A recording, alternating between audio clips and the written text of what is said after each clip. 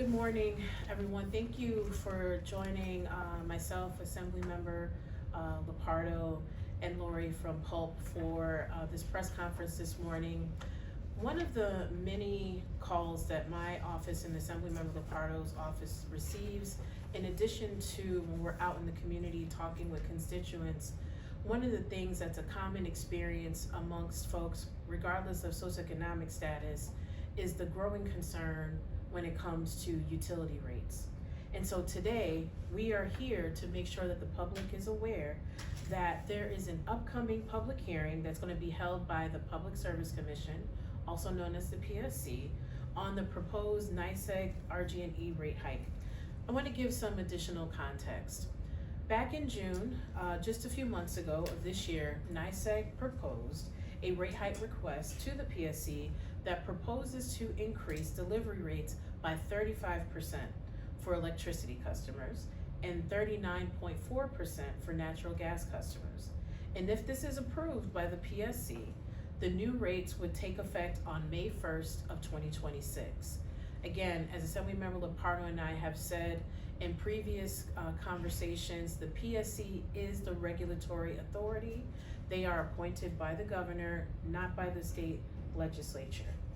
NYSEG estimates that the requested increase in delivery revenues will result in a monthly bill increase of nearly $33, which comes out to a almost 24% increase toward total bill for a typical residential customer using around 600 kilowatt hours of energy.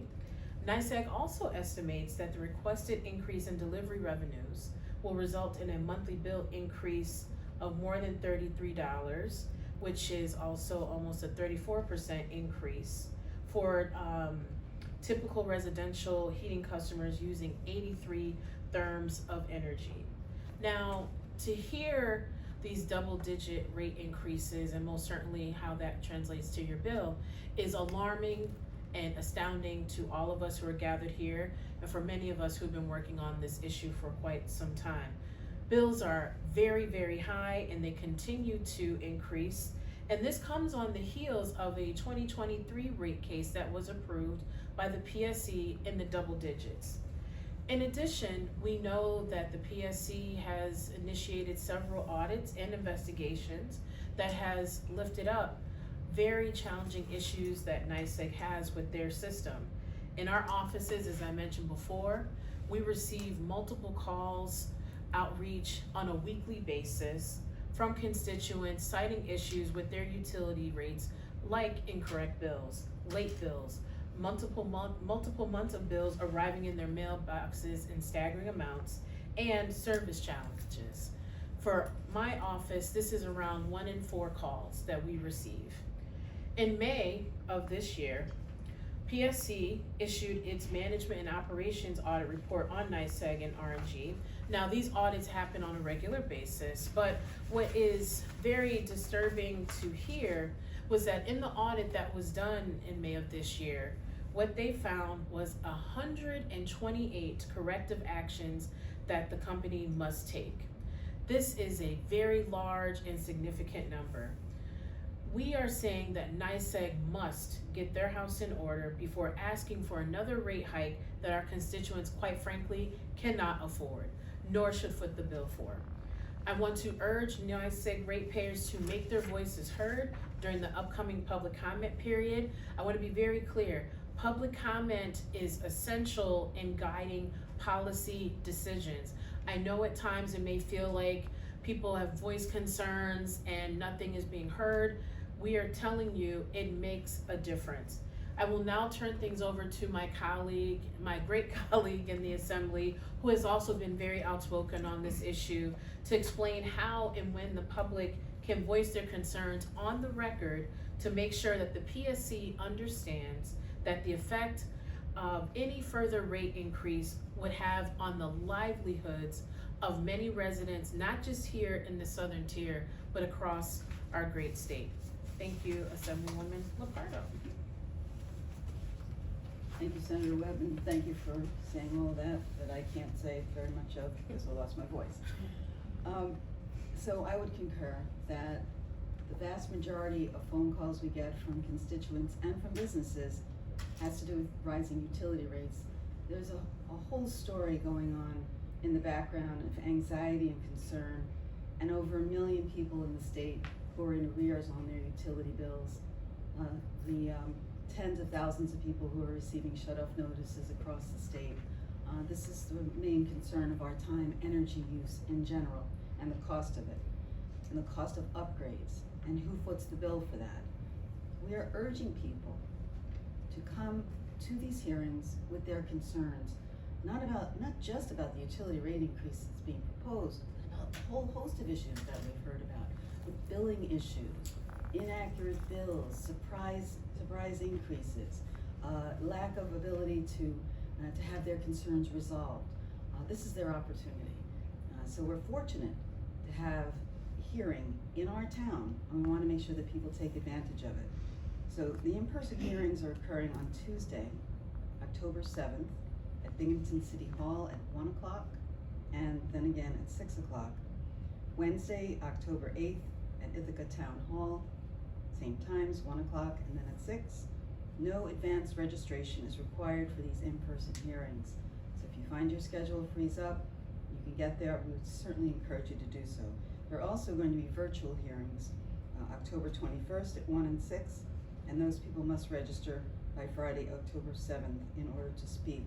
In addition, you can submit your comments online, which may be more convenient for some people, online through the mail or over the phone.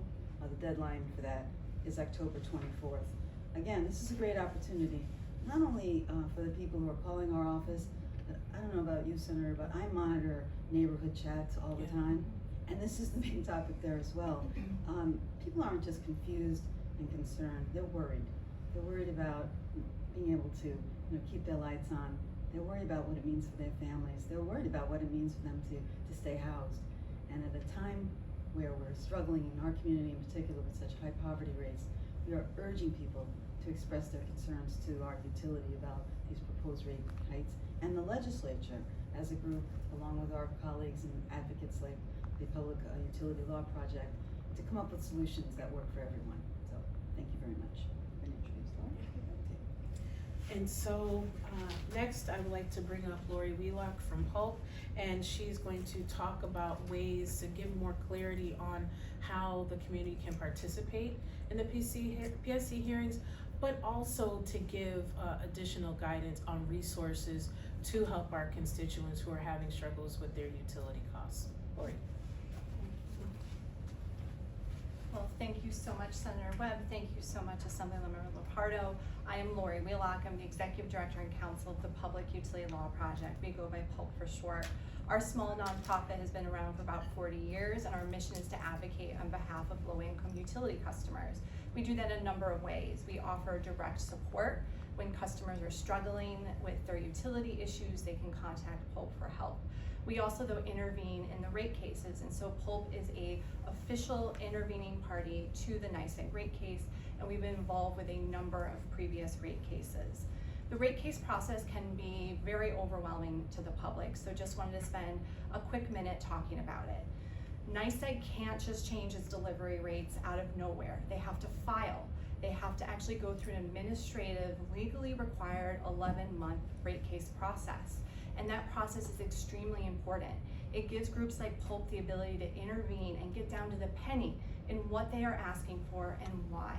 And those questions are essential here, and that's what the public can help us with. How is your service? Are you having outages? Are you having difficulty reaching customer service? Have you had a good experience? That can absolutely be shared. But if you had a bad experience, this is also the time to share it. The rate cases are a balance of what is just and reasonable, and that is an extremely important question. Knowing what the public is going through, knowing how much they're being charged now will help groups like us understand what the company is asking for and whether or not they deserve or should get more. The company is asking for more money for storm-related costs, vegetation management, electric and gas infrastructure, and billing system upgrades. But still, a pivotal question we can tackle in this rate case is what have they been doing thus far? In 2024, the Department of Public Service reviewed credit metrics. they have different metrics on the utilities, and one of those is frequency of outages and duration of outages. And the company did fail their frequency outage metric. In the same report, the Department of Public Service determined the company underspent on electric infrastructure in 2024. The amount of money they asked for in the last rate case, they were allotted amount for that year, and they underspent. Why? What happened? Why are they now asking for more? These are, again, pivotal questions that groups like Pulp will be investigating. So taking a step back, that's what happens in these rate cases, and the public can help us by coming and participating.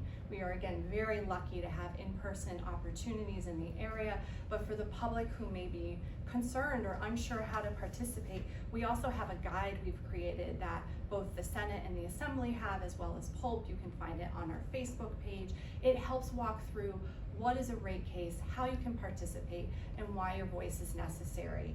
And so we hope you'll be able to participate either in person, virtually, giving a quick call to the state, or by filing online. And again, thank you so much for the opportunity to be here today to uplift this experience. We appreciate it.